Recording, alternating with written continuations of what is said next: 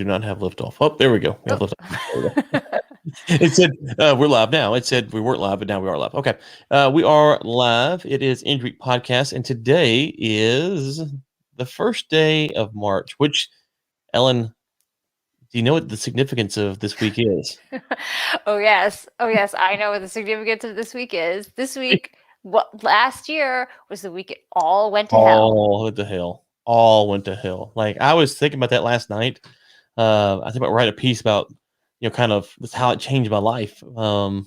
Just all the things, because and so I thought about that, and I knew it was soon. I couldn't remember the dates of when the Saudis and the Russians started slapping each other, and so I went and looked it up this morning.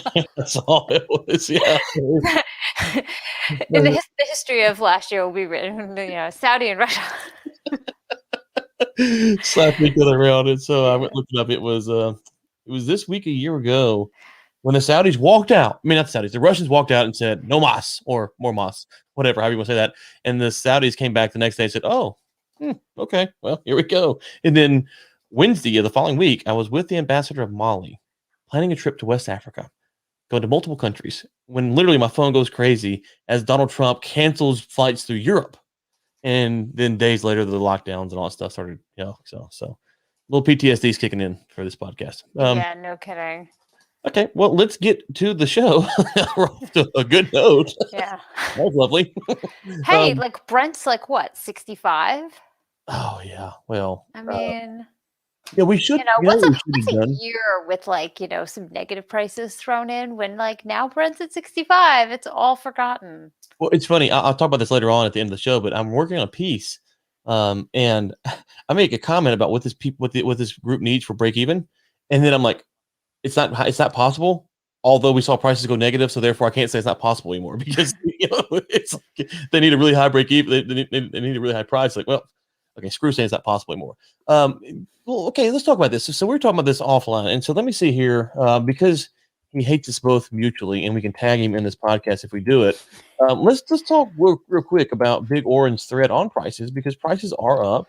We both looked at this Twitter thread here, and let me see here. Where is it at? He talks about the difference between the physical and the paper markets on February 28th, and he kind of goes through why he thinks that there's a problem with the prices. Kind of give it. I'll retweet this out for folks who are watching or put in the chat. But you said you like this thread, so what did you like about it?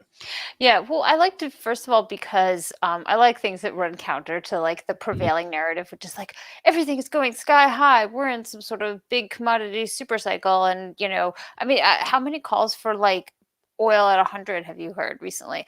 I mean, when it gets to the point where I'm at the gym and I overhear two people talking about how they expect there to be $5 gasoline, I think it means that like people are overblowing it with their high oil calls, right?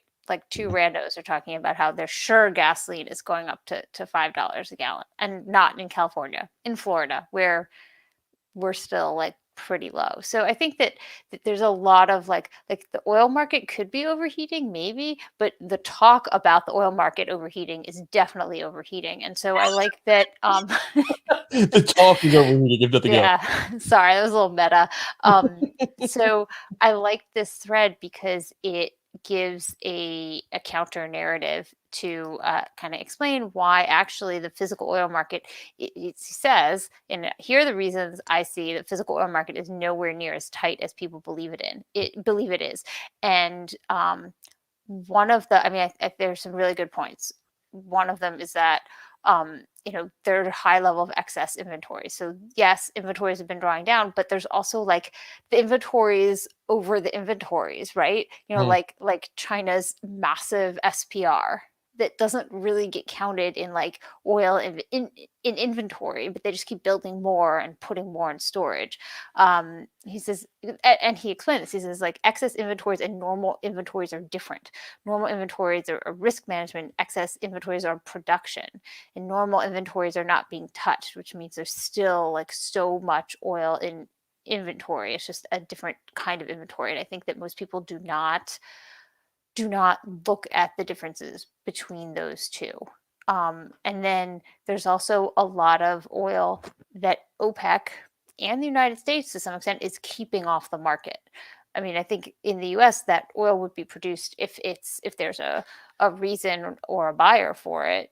But OPEC is keeping a lot of oil off the market, and then on top of that, Saudi Arabia is keeping another million barrels a day off the market. So you can't say like the oil, you have to always have that in mind when you're saying like, yeah, the oil market is tight. So anyway, there's a lot more, and I definitely recommend taking a look at this thread from yesterday, February 28th. Yes, Yeah, February yesterday. 28th was yesterday. Yep. Only 2020 had a leap year. There we go. Yes. Well, we should have known. We should have known it was a leap year. I know. Yeah. So, um, and so then he talks about. Let's see here. This is I think point 9 and 10. Chinese ports with falling delays and lower floating storage mean China is importing less than before as ports are able to discharge the backlog. China also buying dark oil from Venezuela and China that is believed to be off the market. And And also Iran. I yes, mean, that's not, maybe we all know, I acknowledge that's on the market, but we know China's buying like right, at least like a million barrels a day from Iran. right, yeah, and it kind of goes back to something we talked about for a while, which is Um, you started seeing last year this reports of stores being built, stores being built. It's like, okay, well, what does that mean for how much storage versus the supply and the demand, and how do we kind of reevaluate that? And then we are talking offline about this whole Chinese SPR narrative. It's really hard to find a lot of actual data about what this represents. And the other thing is you don't have Anas. I had him on Inside the War the other day, and he points out, the U.S. SPR has certain legalities that govern it, right? And so you can't just, Biden just can't at the whim just start, putting it out there. China's SPR is whatever Xi Jinping wakes up that morning and decides he wants to do it, you know. And so, if he decides to weaponize it, to use that term, then he can. If he decides to hold it, he can. He can. He has a lot more leeway than what the U.S. SPR is. And so you can't look at it at the same way as you do the U.S. SPR, which is not really used to move the market like the Chinese potentially could. Oh yeah, and I don't remember who, but people have been talking about like, will China use its SPR to actually manipulate prices? So can China say like, oh, it's getting too high, we're gonna like sell from our SPR. Hey, Mhm. look, we're now an oil exporter. I mean, would you put that past them? Okay, so yeah, I'm glad you brought this up. So we talked about this in our which we didn't do this week. I need to talk to DRW. We didn't do our 4 questions. Oh It my God, I was like having this nightmare that I missed them, and now I'm like, okay, yeah, I yeah. didn't. No, I woke up. I went to bed last night, and I was like, oh, I forgot. Was I supposed to hit the Google Doc? Anyways, I realized last night, like midnight, I didn't do anything. DRW didn't do anything. So I was like, I guess we didn't do it. We'll have to do it. It was, But anyways, it was a rough weekend. yes. If you look at China's position. If I was, I said in that piece we put out last week, if I were advising the Saudis, I would do whatever it takes to keep the price down. If I was China, I'd be calling the Saudis and say, listen, you've got to keep the price down. The Chinese cannot afford high oil prices. They can't. We got to worry Well, about look at India. We're going to talk about here in a minute, but it's folks have to realize this is not a booming global economy where everyone can afford high prices. So China can afford high prices. India can't afford high prices. The U.S., let's be honest, can't afford high prices. So if you're China, why would you not put pressure on the Saudis to either increase production or OPEC or Russia or whoever to increase production? Or if they won't do that, then use your SPR to put barrels back on the market to keep the price relatively low. It makes perfect sense. Oh, absolutely. And here's actually an article from Big Warren again comes through. Big Warren. Yeah, he linked to this article, which is from February 26th, which is Chinese refiners cool on crude purchases as oil futures rally. So basically, they're slowing. China's crude oil imports are set to slow in the second quarter. After Brent prices hit a 13-month high, cooling demand and capping refiners' margins as they prepare to shut down for planned maintenance. So they're already shutting down for maintenance, but also there's no like push to keep them going because prices are higher. And that I think people who are saying like, oh, we're going to see this rally continue, need to realize that China has a big incentive to cool it off. There are reasons to cool it off, and I think also that's why, and he points this out too, is that OPEC is talking a lot about long-term investment issues, which is like a huge issue, which is the fact that there's like nothing being invested in, big projects, and when you get down to it, you're gonna have, OPEC. Why would OPEC want to talk this up? As a reason to say, hey, we're not going to just like dump a lot of oil on the market. I mean, I think we have some articles that the current thing that we think they're, so OPEC is meeting later this week Yeah, on March 4th and Thursday. 5th. Yeah, Yeah, it's Thursday, the 4th. Friday. It's the 4th, so yeah, this Thursday, yeah. Yeah. So they're going to meet, and apparently I mean, we know, so they're going to make a decision for what to do come April 1st. Mhm. And we know at least that the Saudis have committed to bringing back, so the Saudis are keeping an extra million barrels a day off the market, although there's indications that they're actually selling more from storage. They're just not producing it, Yeah, right? yeah, I was about to say before we let's make sure we tease these terms out. Yeah. You have production and then you have storage, right? You production, you have exports, and Right, they right, have right. they have they can draw on they have a lot in storage, and they can draw on that from, for exports. So, there were reports that they were, um, getting requests for oil, and they were saying no, but I have a feeling they probably filled them from storage. But they are not producing that 1 million, that 1 million barrels per day. And so, but they have committed to bringing it back in April. So I think the two big questions that are going to be considered are: is Saudi going to bring it all back in April, or are they going to do a more gradual return of that extra, that kind of extra surprise that they're keeping off the market? And then what's OPEC as a whole, or OPEC Plus, going to do? And the current proposal is to increase the total, OPEC Plus production by 500,000 barrels per day, which is a pretty small increase, I think. But if you combine that with an extra million from Saudi, that equals another 1.5 million barrels a day on the market come April 1st, which, I mean, I think a lot of people think that the market needs, but of course, Saudi Arabia is being like, well, we don't want to overdo it. We don't know. And the UAE is saying, well, it kind of depends on the pace of vaccinations, which I think is a crap answer, frankly, Mhm. because, like, give me a break. Like, nothing depends on the pace of vaccinations. It depends on, like, jet fuel demand. Mhm. Well, okay, so what is the likelihood, just to get the band back together, that the Russians and the Saudis get a big kissing match this Friday and Saturday? Like, just for old time's sake, like, and then, just to rehash 2020, they just they just they just go to war again. That's a 0% chance, right? Okay, not 0. Okay, Yeah, 1, I mean, look, there's always a possibility, right. okay? Because these are two actors who are not always the most predictable. Mhm. So there's always a chance that something could go way wrong and be like, you called my mother a nasty bitch, so, like, we're not going to talk to you anymore. I don't know. I'm just saying, like, there's always a chance of that, but I don't think that it's a huge possibility, especially given that the last time OPEC met, the Saudis were like, yes, Russia, you may increase your oil production by somewhat, and everybody else will keep it separate. We'll keep it stable, and the Saudis cut more. So given that the Saudis were totally willing to go on that, like, I just don't see them breaking up the band. So, okay, I agree 1,000%. The only thing is, I think last year at this time, we thought they were all gonna walk out and sing Kumbaya together, and then they didn't. So, it Well, who called? I said that that Russia made its point. Like, I remember saying, I went to, it was the last time I was at a television studio in Jacksonville, and I said on Bloomberg, I said there's a chance. I mean, it's like Russia was very clear about what it wants, and, like, they're not good. I don't think that people who think that Russia is gonna budge from this are fooling themselves. So I said there was definitely a chance. well, okay. You're right. Nobody listened to me. You were right, That's I was okay. wrong. Thank you, you're I right, I mean, was I wrong. didn't think it was gonna go, like, as bad as it went, but I definitely thought that there was a chance that, it just seemed like the Saudis weren't listening to Russia's position pre-meeting, and they were just assuming that everyone was going to go along with them, and Russia was making itself really clear. In the end, Saudi ended up being right, essentially, because, like, demand just collapsed, and Russia didn't think that was going to happen. So, Yeah, so what do you think now that we're, 2 months after, I guess it's 2 months, yeah, after the Saudis took the million barrels off, do you think that they felt like they made the right play now? So, like, with um, the privilege of hindsight. yeah, I think the Saudis are thrilled with their play because, like, look how high Brent is now. Yeah, I think they're thrilled. I think that they have to understand that they run a danger. Okay, but so they're thrilled because U.S. production hasn't really gone up over 11. mhm, If and but there's a danger. How much longer are shale producers going to maintain discipline, yeah, right? right.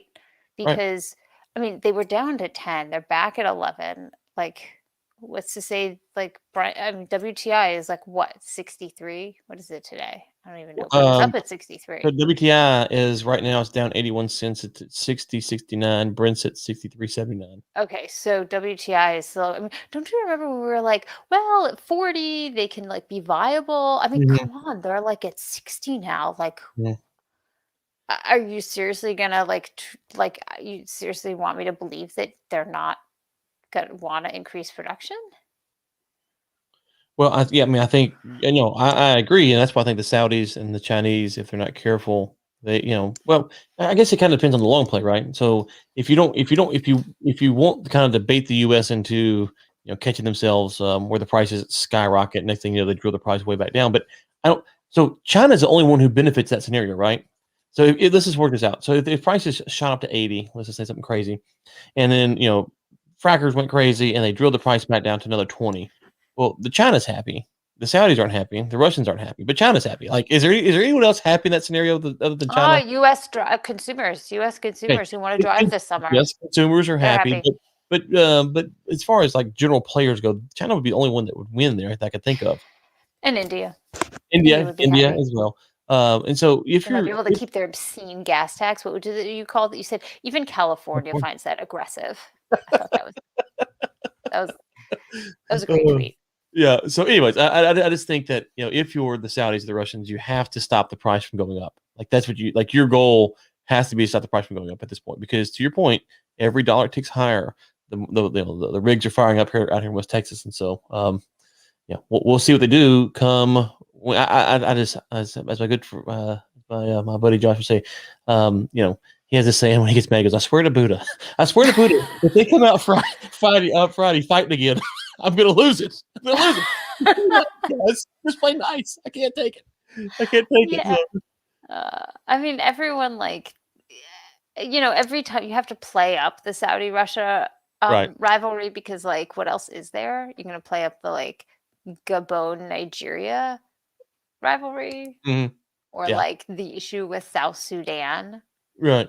No, Right. it's all Saudi Russia. But I mean, I think that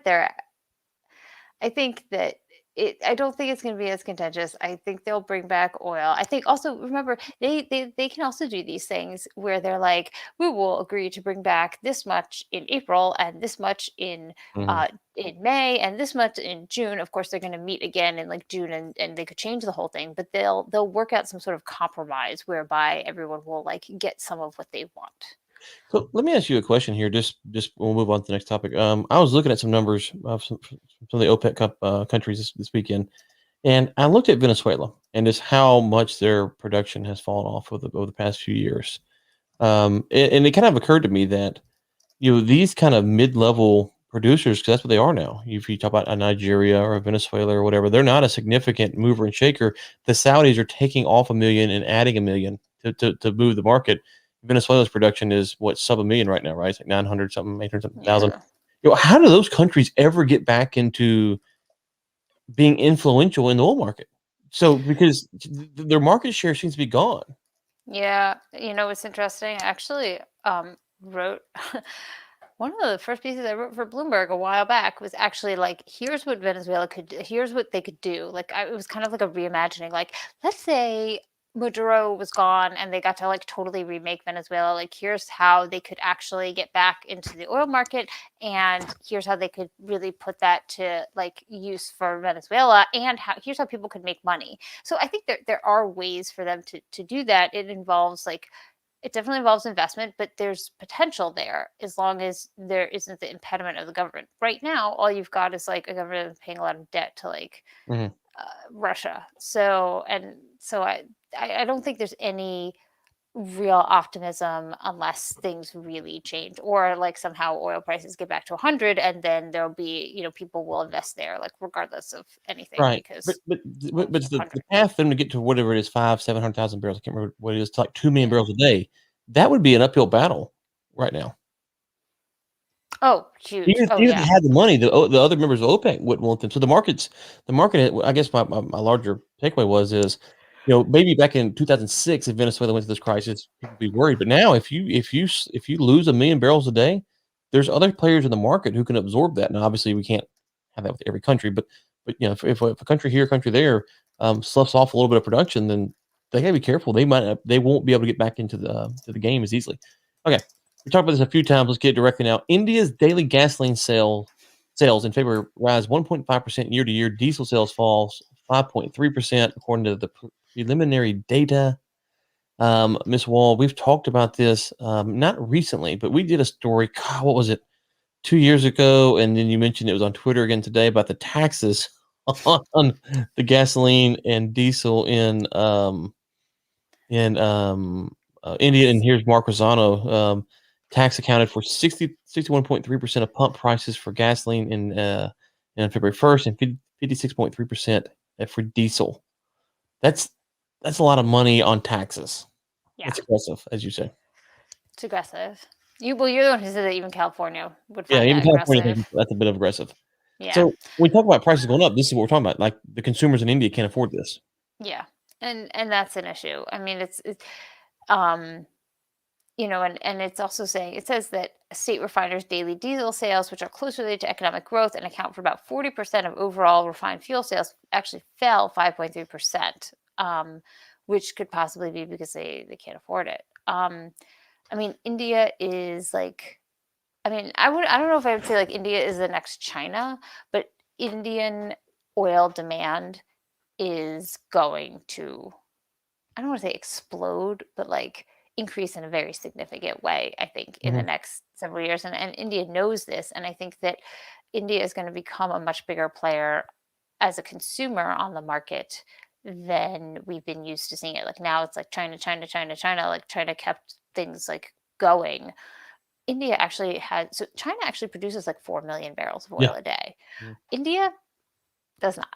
So I'm not sure that like India is going to become quite the like powerhouse like refiner that China, because a lot of the Chinese demand came from these independent refineries that were importing and then making products and then selling them all over Asia. I'm not sure that we're necessarily going to see that in India, but there's a heck of a lot of people there, and as far as I know, they're not all buying EVs. So I just see that I see gas demand in India increasing at a steady rate. And that is going to make them, I think, a more significant player in the market and one that we need to look at. Yeah, and I think this is the easiest way for me to track this because I'm simpleton is just per capita usage. And if you look at per capita usage and you assume that it goes up for China, India, Pakistan, wherever these places with huge populations, then the overall oil that they need will go up exponentially. And so, as long as they get their per capita usage goes up, then it's going to be. It's like our per capita usage in the U.S. cannot go up much more, right? Yeah, I mean, like, we're a big consumer, but I don't think that we're going to go up that much more. Yeah, I yeah. mean, we So, could, more people right. could come here, Well, but I right. don't, I don't think it's like set to like going to explode the way that I think India's really could. Yeah. So let me tease it like this. Um, as I look around, I could buy more plastic products. I could drive a little further. There's only so much I can do to increase my carbon footprint. Yeah. There's Yeah. only so much I can do, right? I But mean, we're people, India, like, let's just say, like, the number of potential car buyers or car drivers or car owners could increase a lot in India, whereas in the US, we're not necessarily going to right, see that increase. It reminds me of the story that Ali Naimi told in his book, where he was CEO of Aramco, and he really wanted to sell oil to China. He's like, we want to sell oil to China. And so he sends people to China to like check it out. And then he went to China, and he's like coming back from the airport on this like one lane road. And he keeps seeing all these bicycles, people riding. He's like, who is going to buy our oil here? Like, they're all riding bicycles. It just wasn't ready. So then he mhm, decided he was going to sell it to South Korea instead and Japan. And so that went well. And then a little while later, then they did more deals in China. So I think that, when we're thinking about this, we're like, okay, so how many new potential drivers are there, and how many of them? I don't think that, the people who think like, oh, they're all going to buy EVs. I think that that is not. well, even if half of them buy EVs, it's they're still. And so, and so oil demand. We talk about oil demand as as we tease it out here. You've got the gasoline demand, which is what you're hitting on, and Yeah. if you have an increase in cars being bought, then you're going to have miles driven and all those things along that. But even if they just get richer, they buy more plastics and other things. They start flying more places. There's a lot of spots that per capita usage could come from in a place like India, Pakistan, or China. And so, to me, that's the thing is how it's used is one question, which it could be just the miles driven from the cars, but there could be other areas because as they get wealthier, their per capita usage for us, our per capita usage is about as high as it can be. We got plastics everywhere, cars. So I Yeah. think our total consumption might go up, as you say, because of other factors. Our per capita usage, Yeah. anyways. So that would be kind of how I tease it Yeah. out. Yeah, exactly. Yeah. Okay. So I asked you this question, you and Anas, this question on Twitter last week about, and I'm going to get this poor guy's name wrong. Khashoggi, I think is how you say it. Khashoggi, I got it right. Hey, I ran all over Yeah, Khashoggi. exactly. Okay, so the Biden administration, let's just unpack this for a second here. They announced, I think Tuesday or Wednesday, that they're going to release this report. They didn't release it like Friday afternoon, like with a news dump.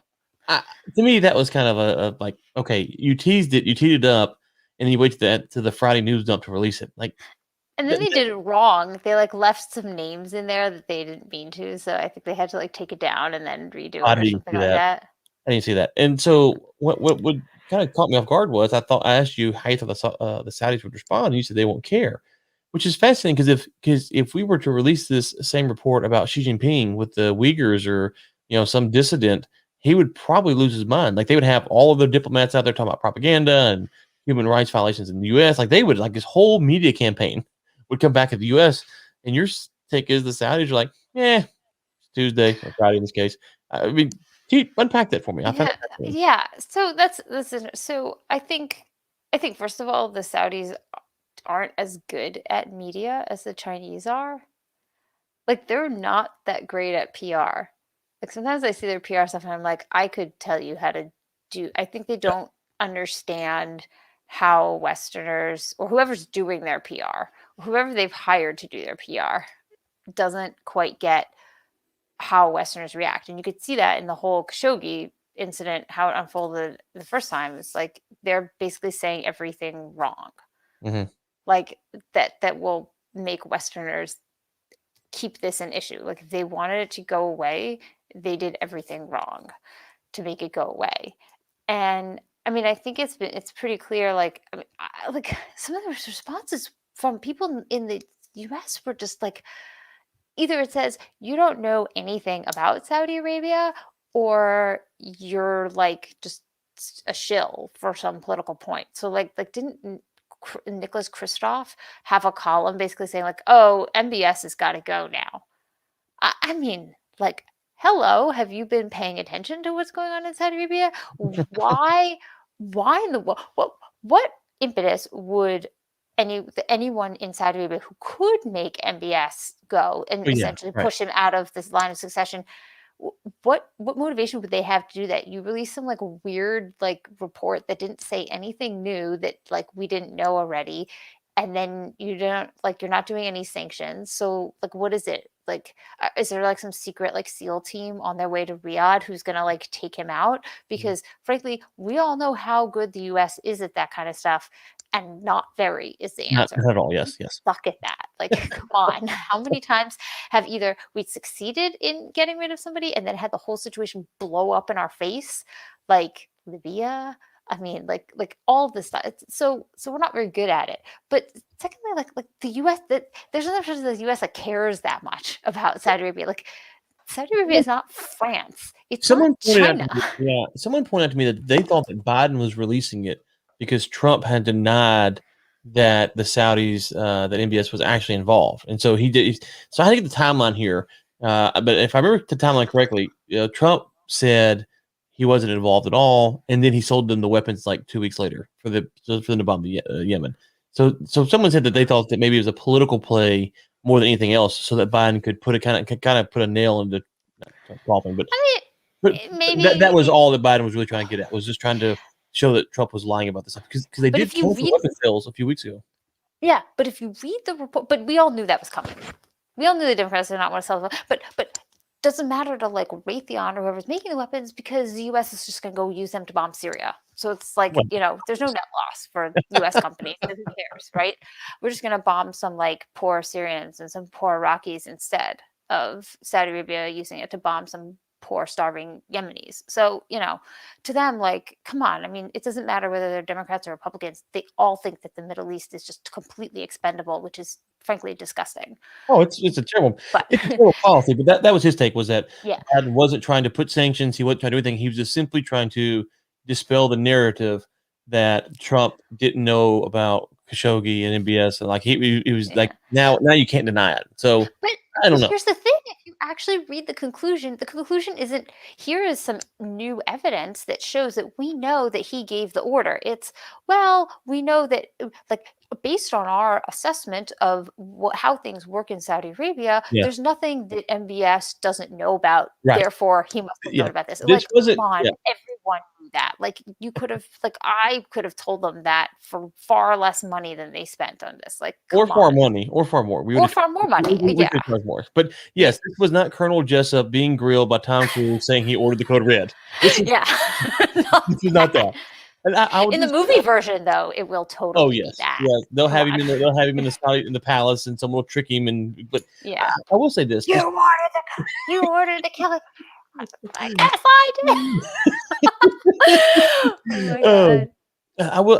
One of the things that struck me when I read the report, as you talk about, is I remember the story about the Russians paying assassins or whatever it was to snipe the U.S. soldiers in Afghanistan last year. You remember how that caught the news? And I wondered, okay, but it wasn't true. Well, they denied. They said it wasn't true. Whether it's true or not, my only question was this the type of report that Trump saw? Because, I mean, I'm being serious, listen, I think obviously, like everyone else does, that they knew they were involved. They ordered the code red. Like, I'm not denying that. However, that with what was presented in that document is not enough to get a murder conviction in the U.S. I don't think. I hope not. Right? Well, hold on. Before the day when we were all told that we have to wear masks into banks, there was like I think it was a former U.S. Attorney General said that he, as a prosecutor, got convictions for bank robbery just on like for people just based on the fact that somebody wore a mask into a bank. So I don't know. I retract it. I just thought about things like that. Just going, okay. I agree that he is involved. He ordered it. Also agree with you though that what's in this document is not in any way a revelation. It does disprove what Trump was trying to put out there. But listen, if you're asking me to make a judgment, like, I believe it's true. I have little doubt it's true, but that document's not enough to prove it's true, and there's a fundamental difference there. And so, anyways, so now they're in trouble because the Washington Post is pissed that they're not putting sanctions on MBS. And of course, their thing is like, we don't put sanctions on people we have diplomatic relations with, which strikes me as like really untrue, right? Like, don't we have diplomatic relations with Russians, but we have all sorts of Russians sanctioned, like personally sanctioned? Speaking of Russians, just a quick plug for the War of newsletter. I sent a piece today talking about my interview with Ted Cruz, and the last paragraph I talk about Twitter banned people. These Russian actors and Armenians and someone else, they banned them from Twitter for undermining the faith in NATO. Faith in NATO? Oh my God. Could someone show me the amount of money that you have to pay to get Twitter to ban something? Because these are such bogus ideas. I'm sure that there's just money. It's just like, here, we'll pay you this amount of money to ban this person. So, because undermining the faith in NATO, like, where are we in the Cold War again? Like, I remember when the Cold War ended. Like, I was cognizant at that time. Like, I remember it being over. It was a stunning. It was Iran. So Iranians, Undermining the faith of NATO. Undermining the faith in NATO. I kid you not. That's what Reuters. That's from Reuters. Do they know that when NATO started, Portugal was a member of NATO, and Portugal was a dictatorship? So, to answer your question though about sanctions and diplomatic relations, I don't know. Twitter's now in the NATO camp, and so just watch your hot NATO takes on Twitter. Yeah, that's a public service announcement. Okay. let's see here. I cannot pronounce this publication. How do you say it? Oh, Haaretz. Okay, It's yes. a Israeli newspaper. Yeah, Haaretz, it I means can the really see it. land. That's Washington okay. Post. For the Biden administration, Saudi Arabia is both an ally and a problem. And this is we haven't really unpacked kind of what the Biden administration has done. We teased it a second ago since he's taken over, but he did stop the weapon sales a few weeks ago, and then they bombed Syria. So there you go.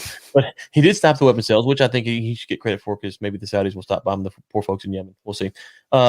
He did stop that. And then he did release the thing on Khashoggi. And so those maybe I'm thankful he stopped the weapon sales. I didn't like Trump doing that. I'm so glad he did that. Whatever else he may not do. Um, and so it's quite interesting because on one hand you have people in the U.S. who are going, Biden's putting us all green energy and da da da, and we're going to be dependent on these foreign people like Saudi Arabia and they're bad people. But then you kind of look at what he does with Saudi Arabia, and it's not like he's over there just looking at the remember the orb thing that Trump went and saw. He's Oh my the god. orb. So how do you read Biden's take relationship with the Saudis? Yeah, I think well, okay, so that goes into my whole like ideas about how the Biden administration isn't really the Biden administration. It's more like a collection. It's like everyone in their little fiefdom. It's like Mhm. everyone got their thing that they wanted and no one's like really like running the ship here. Like there's no, it's sort of like everyone got their thing that Mhm. they want. So like that's kind of my take basically on the administration so far. Mhm.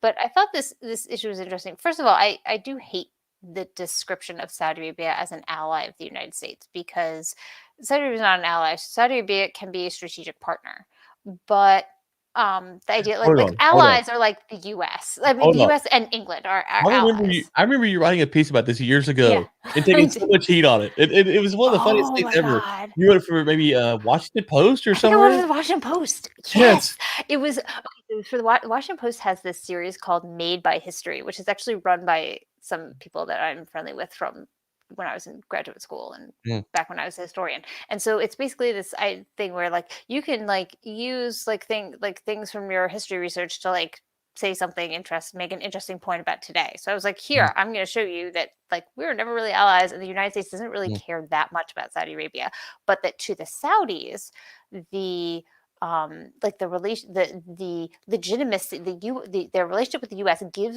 gave and continues to give the Saudi monarchy a lot of legitimacy, and that's why the Saudis are always like the meeting on the ship with Roosevelt and these mhm. pictures and this picture and the Great Bitter Lake, and this is so important, and it's like the most important thing, and like Roosevelt like it literally like was not mentioned. Like there was like one guy who like wrote an account of it, Yeah. and even that was like, so there's like an imbalance there. So, but I think this is interesting because it comes more from an Israeli perspective, which is kind of say it's so interesting because there's this like whole realignment in the Middle East now. You've got Israel plus the Gulf, like arrayed against like Iran and Syria. And so even though the Saudis and the Israelis haven't like formally done a peace deal, there's definitely this idea that like they feel like they're on the same side. And so that's why I think this like article is interesting because it says like anyone who expected the Biden administration to immediately sever ties with Crown Prince Mohammed is overlooking the Saudi strategic importance. So I think that yeah, Saudi Arabia still is a strategic ally, but uh, it's like you can't just like get rid of a guy. Especially, I remember having this whole argument where I was like, "There's no one else. Mhm. Like who else? Like if you're gonna get rid of it, like who else?" You're gonna be like, "Oh well, Solomon can just appoint his other son." Like no, you Mhm. have to also take into account all the things that have happened between Solomon becoming king and now. And they basically built MBS into a cult of personality in Saudi Arabia. And you can't just undo that in like, because Biden's like, we don't really like him because he probably ordered the death of this journalist. Mhm. Yeah, he's done a lot of really, really horrible things. Like, I Mhm. think there are way more horrible things than we don't know about. I mean, there are Oh tons yeah. of people in jail that like don't get any press. Yeah, But they've got a bunch of Ethiopians or I read a story on the War Room about this a while back. They had is oh Ethiopians or yeah, that are all in like they're like in like folks in cages. They're not in like yeah. like in this. Oh, It's terrible. oh yeah. But the idea is like what benefit would there be for the US to like get rid of him? All they're saying is like we wanted to deal with Solomon, which is a very good point, and I understand them, like, making that point, but, SSI, could you, like, see actual Biden and actual King Solomon on the phone with each other? They're both, like, 80. Maybe, Yeah, yeah. yeah, Oh, yeah. Well, well. So I would say sorry. this. I think that one of the problems with the critiques of the Trump administration was people critiqued, especially John Bolton, said that Trump was transactional. I kind of call love love So? tactics. He's transactional. He doesn't really care about human rights. Da, da, da, da, da. Okay. Well, my point is that okay. There's a report now that NATO has been leaking Chinese dissident names to the CCP. I don't know if you saw that or not, but we'll see this verified. So NATO and all these groups, if we talk about human rights, the European Union tries to deny they understand the weaker atrocities. All of these groups are very transactional. They try to pretend like they're not. So to me, Trump being transactional and not acting like he cares is part of the. It's just a different way to handle how these handle these things. Yeah. So Biden the other day at his town hall meeting, he called the CCP xenophobic. And no one talked about that. He called them xenophobes. That's what he said. No one talked about that. They talked about his cultural norm comment, which I think in the context of what he was saying got blown out of proportion, but we can discuss it later. He called them xenophobic. Okay. And I'm like, well, that they are. And so the term's thrown out a lot, but as far as how they handle things, like that's a proper use of the term for what? Say, look at this. And okay, now can he stop the Uyghur atrocity? Can he get the freedoms back in Hong Kong? No, he can't. And we shouldn't bomb those. We shouldn't bomb China to do those things. I don't think either. So when you look at the deal with Saudi Arabia, we've released a report. Anyone who wants to know now knows. If you want to put political pressure from the media or the press or whatever, you now have the option to. I think we have to kind of, as you said earlier, the U.S. is not good at taking down governments and reestablishing them. No one is, for the record. And so I think we have to realize that on some level, just calling the spade the spade. That's what we need to do, and we got to move on. Like Yeah. what do you want? This is plays out practically. Would you rather the Biden administration try to topple the Saudi government, install a new one, and then oil production goes from, we had a million barrels off the market to we have half their production off the market. Oil prices are skyrocketing. I mean, think about the implications of it here. And I'm not trying. I feel bad for Khashoggi's family and all this stuff. I'm not trying to diminish it. I'm saying that this is not an easy game, and that's why that's why I'm generally not an interventionist because the further you go down that bunny hole, the harder it is to predict the outcomes. And so, Okay.